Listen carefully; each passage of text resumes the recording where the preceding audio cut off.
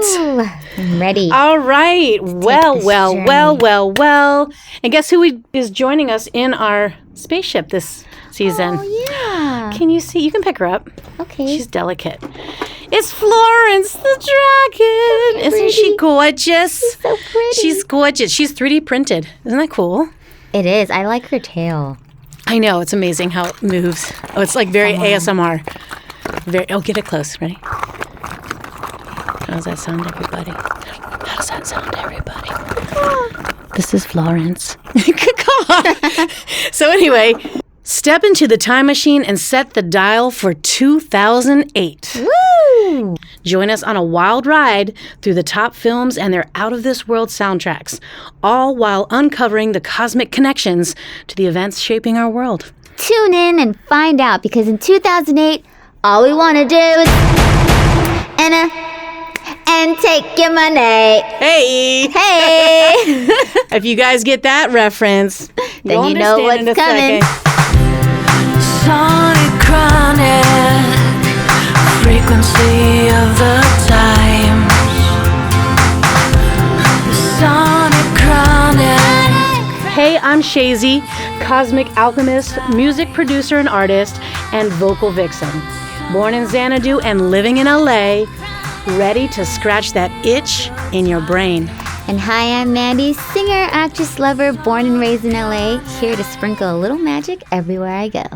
All right. Welcome to the Sonic Chronic. Yes.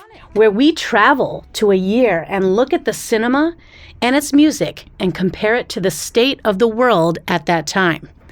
So join us as we tune in to the frequency of this time. That's right. Woo! I'm excited. Yes. This episode, we've tuned into a portal Earth 2008. That's right. We've done it. You've heard it. We told you. 2008 is the year, this episode, that we are tuning into. And we have picked a title that is, or a feature, that we think was very indicative of that year. Oh, yeah. It was really a standout. Iconic. Before we get into that, though, we got to tell everybody about what was happening in the world. Let's go back in time, Shay. What was going on in 2008? Happening? I mean, I think a lot of you remember. That was a pretty That's when I graduated high major school. year. Oh, was that? Yes. Oh, 08. Receipt. That was the year after I moved to LA. Wow. Isn't that crazy? Dang. And so I moved to LA, and what happens? A global financial crisis. Perfect timing. Gosh. Do you remember? Hello, how could you forget? This was the 2008 collapse of all the major financial institutions, a severe credit crunch, and a worldwide recession. It was crazy. And later came out a movie that everybody should check out for sure that explains it. The best it could ever be explained is called The Big Short.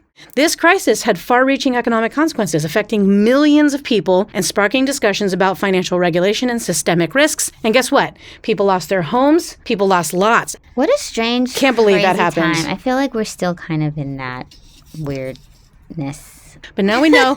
We know what's going on, so we know why it crashed. And so, yeah, they're trying it again, but I feel like it's going to be different this time. So anyway, you got something. I think about this year, and it was something really important happened. So Tyler Perry, we love all his movies. Yeah. This was the year that he made history when he opened Atlanta's Tyler Perry Studios, the first Black-owned movie and television studio, and surprised Hollywood legends Ruby Dee and Sidney Poitier with sound stages named in their honor. Wait, so he opened his movie studio that year? He opened his movie studio that year. And then he was honored by naming his stages and all this stuff after famous. Oh, wow. Yeah, and then, of course, came all the amazing Tyler Perry movies. Oh, that's right. Oh, that was the beginning of the trend. Yes, because we first started loving him through his Medea plays. And I went to so many of them. Oh, they were first plays. Mm-hmm. And then they became movies. Yeah. Okay, I didn't know that. And then I didn't know that. He's done so many other great movies outside of me. But now he's really known for movies. Yeah. That's it. Mm-hmm. Yeah. Oh my gosh, that's so cool. Okay, so then what else was happening in 2008? I think everybody remembers also, like this was more of a hopeful upside, this was the famous Barack Obama election. Yes. In In November 2008, Barack Obama made history by becoming the first African American to be elected president of the United States. That's his right. election campaign focused on themes of hope and change, and his victory was seen as a significant milestone in American politics and race relations. And unfortunately, it was it was a minor blip in our hope and optimism. Oh. I'm just saying, we went back downhill after that. We really did. I mean, he was so up here, so high up. Yeah. And then right after that, We were my like, goodness. Oh, Lord. But Lord. sticking to the wonderful 2008 and in that moment of Black excellence, that was when Beyonce and Jay-Z got married, too. What? This incredible power billionaire couple. when they we think about when they finally tied bonded the knot. officially. 2008. So wait, Yep. did she come out with an album at all or anything like that year? Or is that no? Before totally about dropping the intimate albums matrimony? and revealing confessions of infidelity, Queen Mm-hmm. Bey and Jay decided they were crazy enough in love with each other to quietly wed in April of 2008. Not many details about the wedding have been released to the public, but Beyonce's mom, Tina Knowles, shared this adorable snapshot that basically showed, they got married and it was beautiful. It was real. And the rest is, as they say, history. History. History. Oh wow. Well, that was an interesting merger When you think about all Yeah. that they've done together since 2008, my goodness. They're on like, the surfboard. I can never get past that. I've never heard like surfboard. I mean, Lemonade dropped. And, oh, gosh. Oh, Lemonade was dope. I mean, I always just see Beyonce as a standalone. Beyonce is queen. She's a standalone to me. I love all her Sorry. country music now. I'm into it too, actually. This ain't Texas. I'm happy. You know what? It's her roots. I love how people are like going off, like they're like, "Well, she don't take it." And I'm like, she can do Bro. whatever she wants to do. And first of all, A and B, that is her roots. She's from Texas. She's from Houston. I'm like, shut up. And by the way, the C. so wild to me. Like, why Also, do they why? do It's like that? she's creating music that people can enjoy, and you're a stick up your butt. Like, why? Why? Ay. But anyway, Yeah, no, go exactly. catch that album. Go catch Be it. a part of the Well, that was greatness. in 2018. Yeah, no. Oh, the new album. Yeah, exactly. Greatness. Well, with that said, we're going to dip back into what the portal tuned us into and said, this is the title you need to look at for this year. So it's 2008. 2008. And all I want to do is take your money. That's right. Okay? So we got to start this off by pulling out from our little picky tube. Shake. And I think you should read the quote. Okay, I'll read the quote. Mandy's going to read the quote for this movie, and you guys got to guess. You guys gotta guess. You gotta guess. If you What is this haven't already. title? This was a good one. I can't. If you miss it, you gotta watch it. So good. Here we Okay. go. I thought we'd be together only in death. This is such a sad movie for me. So sad. Slumdog Millionaire. Slumdog Millionaire. This All I wanna do is Anna and take your money. I forgot to do the shots. All I wanna do is Anna and take your money. MIA. Hello. MIA. She was like killed popping it off on that the year with that soundtrack. We'll Yeah. get into that. A So little yeah, later. tell me more about this quote. So this quote captures the emotional turmoil and longing of Latika, reflecting the challenges she faces in her relationship with Jamal. The character of Latika is played by actress Frida Pinto, so beautiful, by the way. Yeah, she's- who portrays the character with depth and vulnerability in the film. But She's who kinda was like the Latika? damsel in distress. She was the love interest of Jamal. who was the main lead character. Yes. He was amazing. And you see him as the main guy who you see on the posters or whatever, he's the adult version.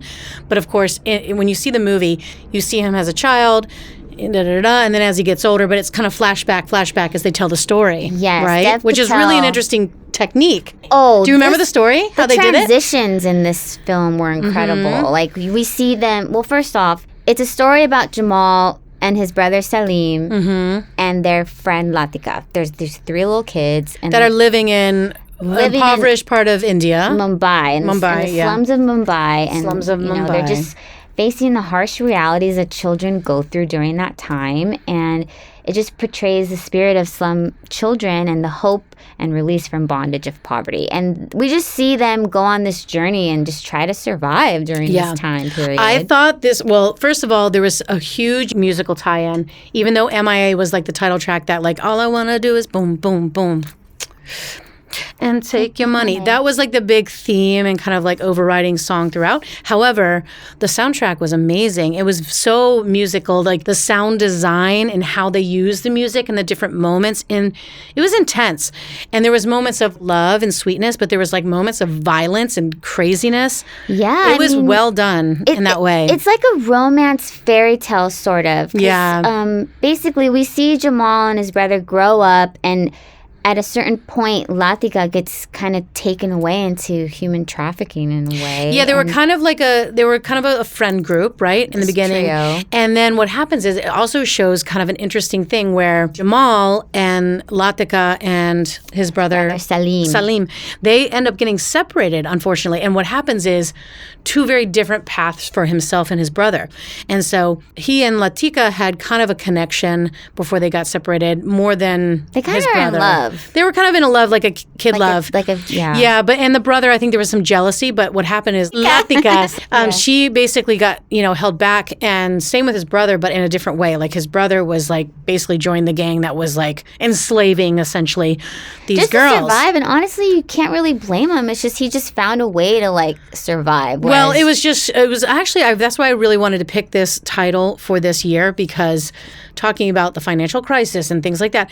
I mean, it is really a remark on classism. It was really a remark on socioeconomic status. And there was a juxtaposition of Jamal where he was actually very smart. And this was the big twist of the movie, which is why you guys should see this. I love the mechanism they used to tell the story of his life. But essentially, it's a love story, but it's also this story where he had a chance to win their version of Who Wants to Be a Millionaire. He goes in to win the show, but raises suspicion from the host and law enforcement. Yeah, because he's coming from the poor, poor and side they're of like the tracks. desperate to prove, how the heck That he's cheating. that you're cheating, but That he he's has to cheating. prove his innocence. So he recounts the story of his life in Right. the slums, where he and his While he's brother being Salim held. grew up, and their adventures together on the road, and their encounters with gangsters and of Latika, the girl he falls in love with. Right. And basically, it's his story in flashbacks and sequences revealing there was every It encounter. was the last question, or it was like he was getting up there. He was answering all these questions. They're like, "What the heck? He's farther than anybody's ever gotten." And so they pull him aside after, you normally give him a break, whatever. And they pull him aside, and they basically are interrogating him like a cop is, and trying to prove that he cheated. But that's when he starts doing these flashbacks. And the truth is, he's actually there not to win money, but he was there to get on TV so that Latika could see him and find each other, and it was he very knew that sweet. she loved the show, and it was kind of Right, like a tradition in India. yeah. Like no one ever missed the show. So he was more concerned about that than the fact, and we're not going to spoil what happens, but the idea, it was really about that. And it was the fact that they were even challenging that he could possibly be answering these questions without cheating. The fact that he was trying to take her out and give her a better life with him. His brother, he kind of thought he was a lost cause. He just was a straight up gangster. That's the other thing. Classism remark. So it's like, that's all you had to choose. If you don't want to go hungry and you wanted a roof over your head, you had to be a gangster. You had to do these horrible things. These women, I mean, it was bad. It was bad. And these women were treated just as these commodities, essentially sex slave. And so I think he was trying to keep himself above water, but also somehow save her and his brother. He was trying, but in the end, there was really bittersweet about their relationship. So many emotions, but I thought it was really well done. It was really well directed. Yeah. Danny Boyle did a great job. You remember him from what is that movie? Oh. 27 with James Franco, and remember he's stuck in a 127 days. 127 Oh my God, that was a days. true story. Yeah, I know. Oh, that's crazy. And he just recently did another one. He had to saw his arm off to get out. Yeah, he's That's insane. done so many great films. 28 Days Later. 20 days later, oh my God, that was... The Beach. Yesterday. You know what? And he does a lot of these. That's what Slumdog was like. It had a moment of Pan's Labyrinth too moment. Have you ever watched that? Mm-hmm. Because it's almost like the reality was so bad that you had to create this fantasy world to look towards. Mm-hmm. But it was, in Slumdog is a bit more realistic. But in terms of, he wasn't really all fantasy. It was true what was happening. I mean, he went and got a regular job. He did this. He worked his way up while his brother was doing the thing, making more money. Mm-hmm. But he was trying to do it in a way that was no, I can't live that life. But in the meantime, he's trying to somehow get her attention and free her, because she was kind of, not trapped, but what's the word?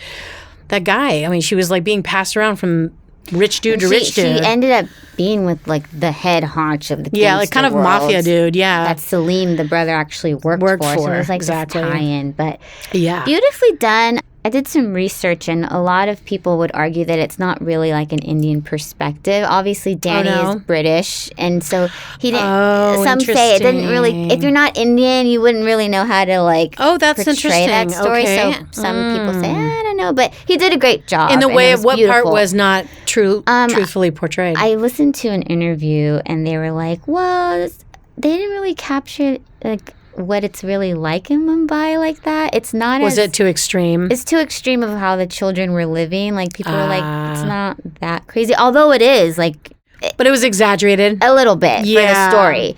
I see. But I mean, I think he did an amazing job. Like it was from his perspective, it was a beautiful story. And a romance. I mean, it was actually a human story, which I think that's what I really resonated with, because you first think it's going to be about him winning this money. It really ends up being this, like, the spirit of the heart, that kind of stuff. Just even like how he was with the person, the kid that got his eyes kind of blinded. Mm-hmm. I mean, it was just like almost like he could have been, it's almost like it was a social experiment of like, you can choose this path or you can choose this path. It was kind of like his brother versus him. See, they came from the same, but you can make choices that give you a very different outcome, which it means you always have a choice. Mm-hmm. And maybe that was something that I really took away from it, is like, even if you are in some pretty dire situations, you always have a choice of your actions. Yeah. This movie helped raise awareness and a lot of money for support for organizations working to improve the lives of I heard that. Yeah, I did hear that. Because of Danny Boyle and his brought visibility. Exactly. That's a great. Which is good. Process. I mean, I enjoy this movie Me too. immensely. It's one of my favorites. So much. One of my favorites. And of course, that is a lot because of the soundtrack. Again, I think that happens with me a lot. It's like the soundtrack also happens to be amazing. That's why I love the movie.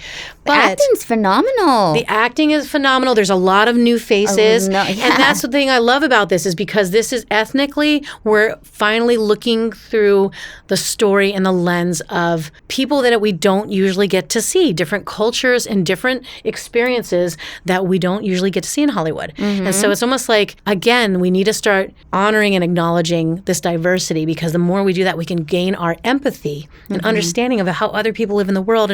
But also we can see our connection. Yeah. We can see how we're all we bleed red, we're all sad, we all want love, we all, laugh, So not to be cheesy, but like it's kind of like that, because the more we have exposure to other people's stories, we can see how we share in our emotions and our journeys, you know what I mean? And then we can also not feel so separate from that experience, Mm-hmm. I think that helps a lot with the isms. Feeling more connected. Even though we have different topography or different kind of like language, it really is the reason why a lot of people, for some reason, they think like, you're alien because you live in this other country. You're not like nothing like me. But I'm like, we're so alike. We relate. We are so alike. In a lot of ways we wouldn't expect or think about. But when you put yourselves in their world, you could see how we're all very similar. Yes. Beautiful. I think we all have the same desires to find love, for example, or to take care of our family, or to, just obviously to survive. My God. Right. And some of us have a few more like obstacles than others, so it's really great to see that, so that we can have more empathy and understanding for maybe, because like even the choice of like Salim. Mm-hmm. I mean, you think, oh God, what an awful person, like you said, right? But not really. It's almost like he struggled, and he was just trying to, everybody make these decisions of like, he could have been murdered very easily, and he was just kind of making a decision to survive. Also, they didn't have parents. Grow up super fast. They didn't have parents. He was the older brother, guardians. But only by like a few years, and they were just kids on the street. He tried to keep Jamal as a kid, so he had to take on the role of a provider. He sacrificed himself a couple times. He really did. So it's like you don't kind of blame him for going that dark so that Jamal route. Wouldn't be exposed to it, which was actually protecting him. Yeah, that was actually pretty cool to see that dynamic, because I think a lot of times people look at things so black and white and judge that, and it's almost like, remember, there's more complexity to that, So I think that movie did it so well too, because it could have been very cliche. Yeah. And maybe I know some of people's feedback who are actually Indian or actually live there might be like, well, but hopefully it wasn't too far off the mark. Well, from this one interview, it said that you got the gist, but sometimes it felt a little exaggerated, and it kind of like rubbed them the wrong way a little bit. Yeah. But I mean, beauty of it is all the awareness that it raised and the support Yeah. that they received from this film, and just how phenomenal the film was in general. It was so good. Was nominated for 10 Oscars. It won 8. And the soundtrack slaps. Like, I can listen to this soundtrack all day long. The main title track of the soundtrack was Jaya Ho, Ho, Ho, Ho. Jaya Ho, which is amazing, and it won Best Original Song. Yeah. And later, the Pussycat Dolls redid it in English. Yeah, that's remember? right. And they did. It's called Jai Ho, You Are My Destiny, and it won a Golden Globe for Best Original Score. Nice. Yeah, and let's see. So wait, so it did win a Golden Globe for Best Original Score. Yes, Slumdog. it won Golden Globe and Oscar for Best Original Music That's Score. Right. And Best got Original an Oscar Song. for Best Music. That's right. But it was winner of Best Motion Picture that year, which is huge. It got a lot of awards for as a film. Yeah, cinematography, but it also got a lot of awards for editing. music, which is great. It like swept it up. Really did. And the composer was A.R. Rahman, who basically is a genius, and Danny Boyle chose him because of his body of extensive work, and like he likes to mix his styles. He blends like classical Indian music with modern Indian and rap and R&B, and like he just killed it on this soundtrack. And special guests like MIA. This is where Paper Planes came from. That was the MIA song. But that was the single from MIA that was just like the signature track of this movie, and it's so synonymous with it now. And honestly though, I feel like actual artists like MIA, for example, but also there was beautiful scoring that tied it all together throughout the whole movie. Like Latika's it worked theme so good. It's just original score, and it was so beautiful. Kind of like how they did with Barbie, with like the Billie Eilish song. They used the score throughout, almost like an echo throughout. Also, did you catch that like whenever Latika was on screen, she always had yellow? Like that was her I color. didn't. I wonder what that symbolism was. I know. Oh, that's a good one. I wonder if there's something more to it. That was a little fun fact there. Oh. Yeah. But all right, also, if anybody knows why, if that was significant or is that just random, but I love that stuff. I love when they do little Easter eggs like that because sometimes there's meaning. Dev Patel and Frida, the actress who played Jamal and Latika, their on-screen relationship wasn't the only time they shared love. They actually dated 5 years after the film. Shut up. Yes. I think that happens a lot. I feel like it happens, and it's not surprising because think about it. Like, you're connecting with somebody on such an emotional level. Yeah. You're really bonding with them. So I'm not surprised when people end up like coming together and after like working together. It was their first film, so they really got to experience all that together, and even the little kids. Because the movie itself was creating this like love bond between them as characters. So like you're really embodying that character. I can't imagine you not really picking that up in real life. Yeah. You're like, we're in love. Nice we should rewatch it and be like, where's the moment where they actually fell? You're like, there it is. Yeah. Oh my God, that's amazing. I love that. Well, such a good film. I'm glad that we got to do this one. Me too. And I do think it does have a reflection, like what were the movies that were top that year and then what was happening that year? And I'm thinking, well, is there a delay because are the movies going to reflect what's going on then or the other way around? But then I thought, yes, because actually it's the movies that get greenlit. It's the movies that we decide. So we are in that state. We're in that mind state. Or it's the movies that are out there that we decide to make popular because we're watching it and we like it.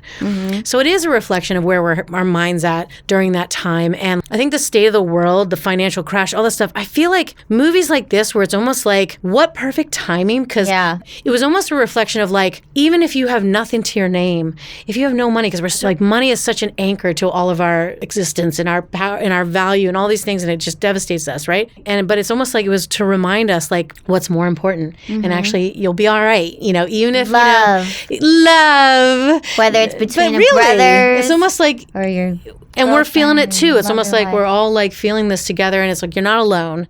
It was a good time for that because like it's like seeing a movie like that. It was like a moment of hope. I don't know, like I felt that way about it. I did too. It was beautiful. And the ending is so nice. Yeah. And then in true Bollywood fashion, they have a whole dance scene at the end. Oh my God, totally Bollywood. It was like, I love it. But it was good. It was actually really good. Do you know Bollywood dancing is very hard?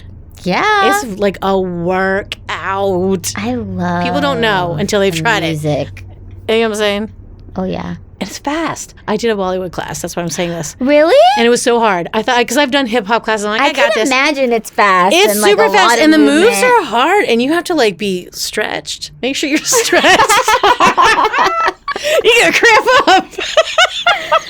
I was like, dang. I was like, oh gosh. No, I almost got it. It was I couldn't do the whole routine. I was out of shape. I couldn't believe it. And I was at that time I was in shape. And I was like, Yeah. But I just didn't really realize the intricacies of that dance. It's beautiful, and the music is amazing. In high school, I was like obsessed with Bollywood music because my friend Deepika, she let me borrow this like set of DVDs that had all the like main hits of the movies. Because most of them are musicals. That's obviously. true. And That's so like true. I would learn all the songs and sing them to her. There was one that was like Chala Chaya Chaya Chaya Chaya. I'm sure you've heard it because they sampled Probably. that in that one movie. What was it called? Like Inside Man. Remember Inside Man? Yes. They use it as a theme song, and they're always sampling like Indian Yeah, they sample it music. a lot. So fire. Anyway, Yeah. shout out. For a minute there, Spotify took Bollywood music off. Why? You couldn't stream it, and then as I was like deep diving again, I saw that it's back on. I have to I have Must to have been a really look into licensing that. thing. Yeah, Well, but you I know- saw that they put some back on, so I wonder what that was about. It's usually a licensing thing, and they're just debating over greed as usual. Well, it's like TikTok, Universal Music Group. They just pulled everybody, and TikTok was like, "Bye." Bye. They were like, "Bye." I don't need you. And then they had like that Risa Tisa or Resta. Am I saying it wrong? And she did that like new format where she was telling a story about her real life, and she did it in like 53-part series, and like it was like a major hit on TikTok. You haven't heard about that? No, And I'm not really TikTok. She used no music, and TikTok was like, "Hey, UMG, see how we don't need the music no more?" Dang. Yeah, but you know what it's good for? It opened the doors for all you independent artists out there. What? It now opens the doors because now independent artists and original content creators of original music have a chance because they're not competing with all these major artists. That's actually really It's good actually news. really good news. Yeah. And it doesn't, you know how people were doing the algorithm like, oh, put a background layer of this song in there. So, and it was getting, and now everybody was just dancing to the music or lip syncing. And now it's forcing more authentic content creation, which I think is great. I think that was the Be a new original. wave. That was the original strength of TikTok, I thought. So it was a blessing in disguise, and UMG's over here like, well, maybe can we come back? JKJ play. Well, all the artists on the label were pissed because they didn't actually consent to that. So imagine being an artist on UMG. Oh, that sucks. And they were just like, what the hell? But you know what they're doing? Like Sheryl Crow. They were like playing, like, they'll play original stuff. It's amazing. I think it's a good result. Because, like, anybody who owns the masters, like UMG, they won't allow them to play. So I'm like, okay, fine. And then artists are already pissed anyway because they took it from the artist. And so the artist's like, oh, I'm just going to put it on my own channel and be like, sing my own shit. Right. Who else did that? Oh, where have all the cowboys gone? Who was that? I know exactly what you're saying. What's her name? She's another one who did that. She was on TikTok. She's like, originally, she told her story. Basically, the master, she owns none of it, the original one, which blew up. And she wanted to tell people, she's like, I rearranged and remastered a new version of it, which is mine. And she's like, so if you don't mind, can you listen to that? Well, like crazy? Taylor Swift. Yeah. She's redoing all her albums. Yeah. Taylor's version. Shout out. Well, it looks like we're at the point of having to vote on this title, and I think we know what we're feeling. So now we just gonna have to come up with some really cool rating system. Okay, what could we come up with for Slumdog Millionaire? Okay. Is it Oh, is it a jackpot?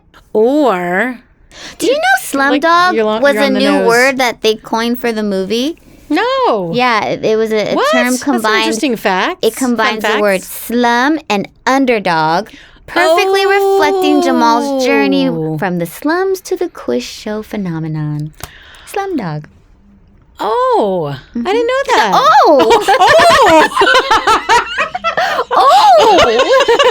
That was so sincere. I was genuinely like, oh, I didn't know it was a whole new word that they've created. A whole new Oh, fantastic sentence.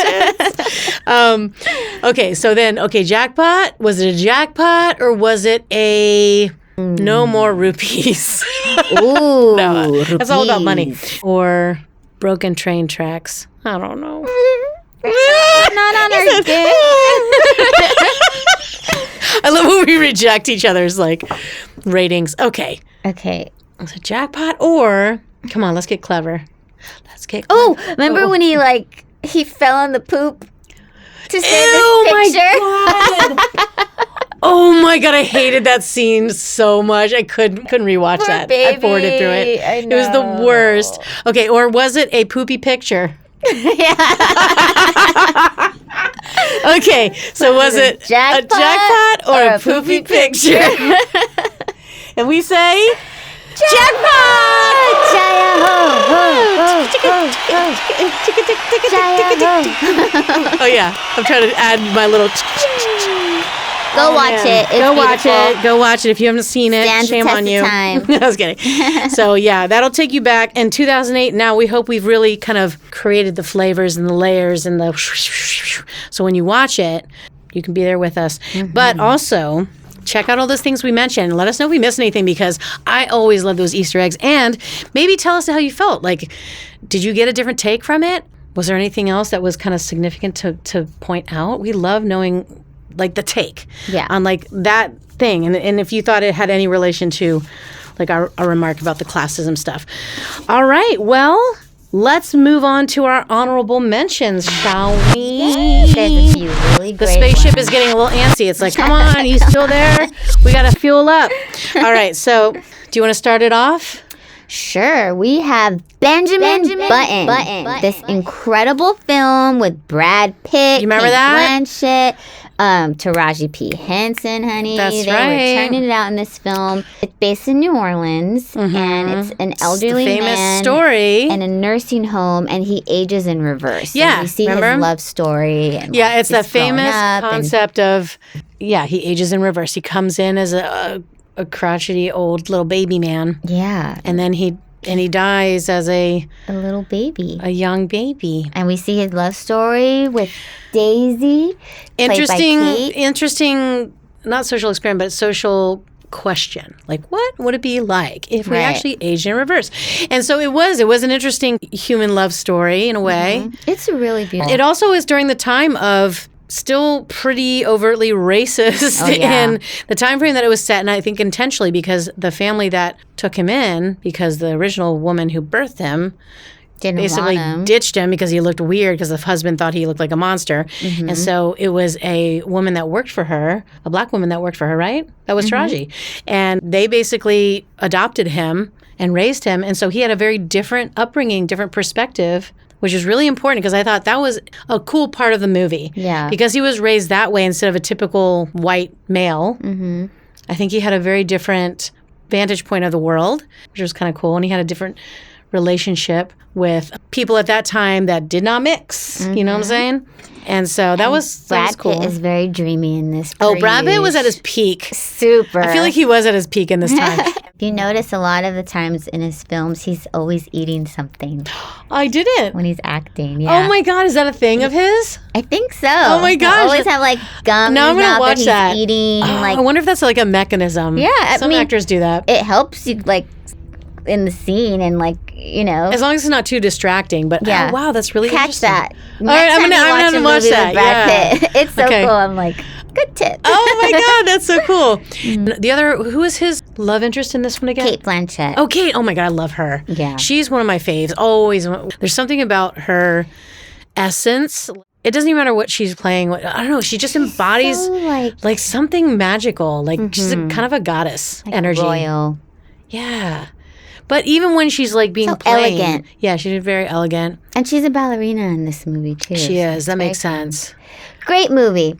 It is a very Top good movie. honorable mention it's, for sure. And yeah, it's but that one for sure was a significant mainstream movie during that year, and I think it's also an interesting reflection of how we look at the world. And at the time, again, it was set in like Almost the like the 50s. 50s. It was the 50s. So again, it was just before like civil rights and all this stuff. So it was like in this weird time Well, in he- America. Almost like he was born in like the 20s, Yeah. 30s, and then we see it gradually go up to like Yes. the 80s. And which was an interesting thing to do to show, because almost like how Forrest Gump did that, where the movie was able to show through his story a reflection of the sign of the times in America at different times. And I feel like Benjamin Button did the similar thing, even though there was like the story, his story, but it was almost like you could see the rest of the world and what was going on, and like almost like reminding us and remembering all that. And it was like history repeating itself still now, you know? But that was in 2008. Yeah. So then the next one we have. Yes. This was a big one. I actually liked this one. I did not like the sequels, but this one I was cool with the first time because I was like, okay, first time. Iron Man, Marvel. This was the big one in 2008. This was the big Marvel release, and the very first Marvel release. Was it? Yes. Wait, it was the first? Iron Man was the first official Marvel Cinematic Universe didn't know that. film. Whoa, that's very significant. Yep. And of course, Robert Downey Jr.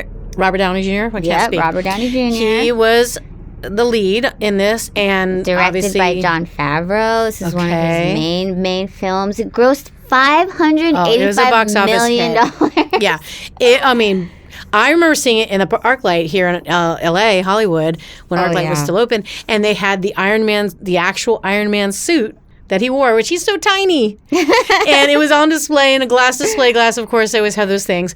And I just remember thinking, like, everybody was buzzing. I think it's like one of the greatest Marvel movies ever told. Do you? I think so. Oh, that's quite an endorsement. But I know Marvel fans might be like, well. I think best origin story. Because here he is. It's to me. Okay, here's the thing. I liked how he played it because he's charming. But the thing is, it's really kind of another Batman in a way. Hear me out, because he's just kind of a rich guy that can afford a lot of rich toys, and he basically. Well, it's based off a real life millionaire. Is it? Who is the millionaire? Tony Stark was based off of a real millionaire, not just Stan Lee's imagination. Howard Hughes. Oh, Howard Hughes. Yeah, 20th century philanthropist. Oh, I know Howard Hughes. Okay, so it's based on him. Oh, roughly. I can see that. So it's another one of those things where, because it was almost like he didn't really have any superpowers until he got like injured, but like it's kind of like, I guess, similar to like Wolverine or whatever. But he was also very wealthy, and then that's why he could do all these like cool toys and tech, which I love the tech stuff, but it was almost like I was struggling with that, because I'm kind of like, that story is kind of like, it gets played after a while, and you have the like assistant that he falls in love with, and I'm like, it's always like that. Gwyneth Paltrow. Right. And I'm all like, obviously the tech was amazing. The CG on this, the CGI was like insane. Again, I feel like that was a year cinema was like really catching up to this like next level of cinematic special effects, so they can do all these different kind of movies that were iffy in the past. So that was another one where Iron Man was like shining. Honestly, you know who else was in it that I forgot? Jeff Bridges. Yes. And he was the villain. And Terrence Howard. And it's, oh my God, that's right, Terrence Howard. This is a really good first film. of all, it is cast well, but I had never seen, at that point, what's his name? Jeff Bridges in a villain role before. I always think of like, The Great Lebowski. Yes, thank you. Yeah. So anyway, but I was just like, oh my God, I don't like him as a villain. Well, for someone who's not And also really Tron, big on by the Marvel way. movies in the MC universe, Yeah. watching this movie was like, okay, now I want to go watch. It was all of them. action-packed. It's so good. I agree. I liked this one out of all the Marvel. I did. It actually got me excited about Marvel. I think I just was losing my steam about like a million Batmans, a million Spider-Mans, a million blah, blah, blah. And so Iron Man was fresh for me. Yes. And it came out, and it was like really a new story, even though it's part of the Marvel universe and they all come together anyway. But you know what I mean? So yeah, that's right. Because he comes into different Marvel movies, different plot here and there. Yeah. Yeah. And then, of course, in Avengers. Yeah, exactly, because he joins them. Yeah, actually, like tradition, at the end of every Marvel, if you wait after the credits, did you know that? Yeah. There's always like a teaser. Oh, yes. To the next thing, and it's usually, what's his name, who plays... Samuel L. Yes, Jackson. he plays the... Glass was the one, it was his villain story. Friezo? It's almost like how its origin story. It's like Wolverine, how they became X-Men, or how they became villains or heroes. So yeah, Iron Man, that was a good one. I think you should check it out, even if you don't like Marvel. Said to be one of the greatest teasers Yeah. of all the Marvel movies. Now, in terms of the music, it was a bit more cliche for me. I don't know if there was any noteworthy stuff that you found about the music in terms of Iron Man. It was the typical stuff that you'd find in like Marvel movies, to be honest. It wasn't anything with super Hans unique. Zimmer and remote control production. Yeah, Hans Zimmer. I mean, Hans Zimmer is a classic composer, amazing. But I'm saying nothing out of the ordinary what you expect for like Marvel.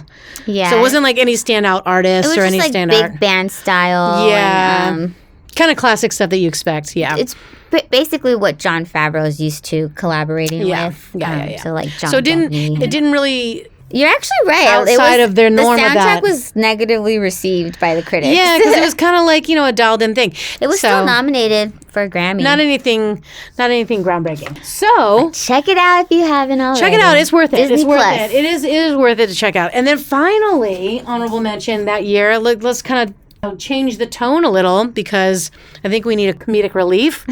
We had Forgetting Sarah Marshall. Yes, Forgetting That Sarah was Marshall so was fun. funny. I love this movie. I really love that movie. That was back in the day when I was like crushing hard on Mila Kunis. Like, she was in it, and she looked good. And then the lead of it, of course, is Jason Segel, Kristen Bell, and Kristen Bell. She's Russell super funny. Brand and Russell Paul Brand. Rudd, Jonah Hill. It's Oh my just God, like so many all-star cast. all-star cast. And Jason Segel, who plays the lead. Peter. Mhm. Yeah. He, basically, did he co-write, produce, and what else he was doing in this movie besides He starring did in the it? screenplay. He did the screenplay, and in the movie, his character writes a puppet show. He really wrote a puppet show. He's did. amazing. He's an amazing writer. It's about a vampire. It's about a vampire that falls and loses love or something. It is amazing. I mean, you have to see this movie. And he does the vampire But he does the voice. Crying. But cry. Remember at the end, he's like, die. But this story actually was a heartbreak story turned into a romance story. It was really fun, though. So cute. Romance comedy. Set in beautiful Hawaii. Oh, yeah, Hawaii. Yes, Hawaii. It's so funny. Russell Brand is hilarious. Paul Rudd's so funny my God. in this. And it was like during the time where like Inside of you. inside of you. And there was a spin-off to this where like hated that. Russell Brand get him to the Greek. Yes, get him to the Greek. It's like he plays that It same launched alt him during that artist, time. All He the was- snow.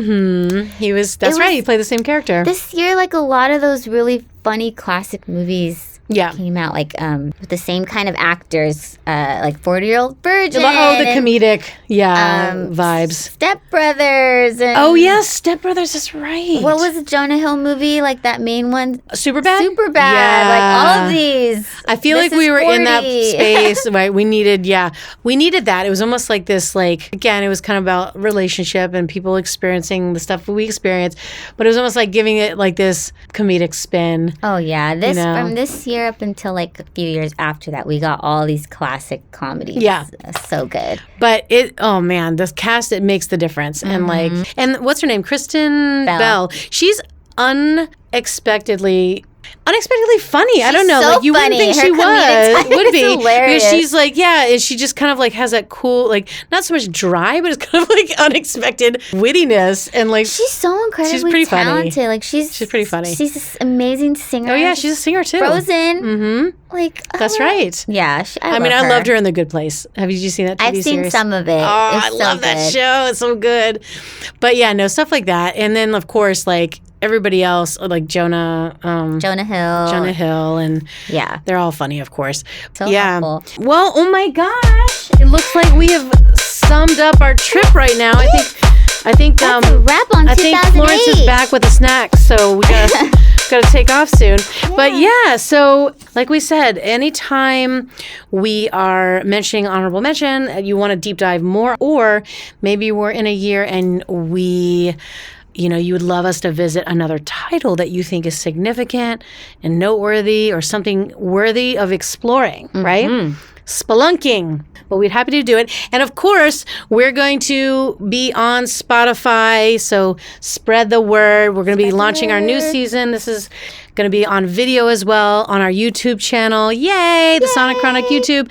And then, of course, eventually, we're going to be on Patreon after that. So, and we're going to offer up some really cool bonus material, extra special episodes, and all kinds of goodies if you follow us on Patreon as well.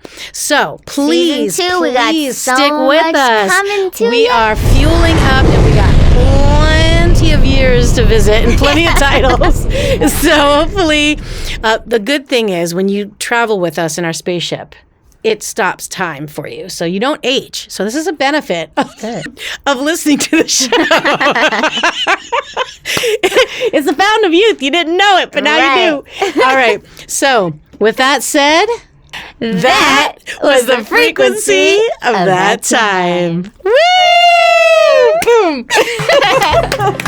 Sonic Chronic, frequency of the time.